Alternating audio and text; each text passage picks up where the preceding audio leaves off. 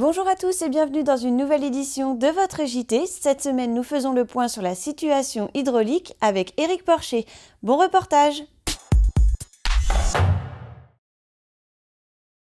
On peut dire que l'année 2018 commence vraiment sous de bons auspices puisque nous avons eu de l'eau pendant les fêtes. Alors que le remplissage des retenues d'eau était restreint par arrêté préfectoral, les prélèvements ont pu reprendre en ce début d'année. Face aux précipitations du mois de décembre, les élus de la Chambre d'agriculture et de la FDSEA en charge du dossier eau ont été à la rencontre du préfet et de la DDTM samedi 30 décembre. On avait beaucoup de précipitations, on avait des précipitations qui étaient prévues dès les tout premiers jours de janvier.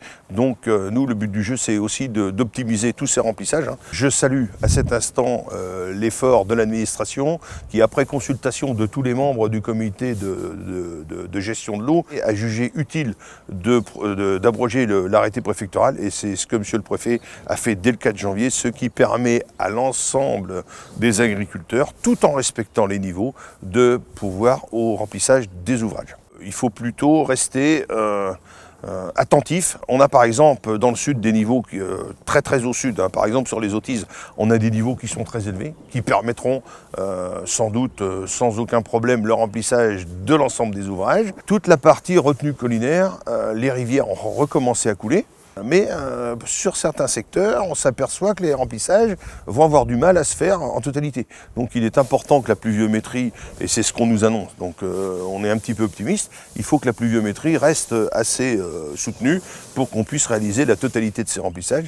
Et je rappelle en même temps que par rapport aux nappes du sud qui sont très réactives aux pluviométries, celle du Soc, notamment la Roche-sur-Yon, est beaucoup plus lente.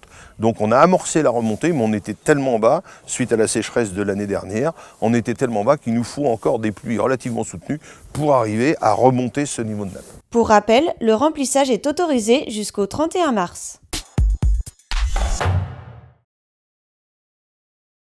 Lundi 15 janvier, le syndicat des fiefs vendéens a tenu son assemblée générale.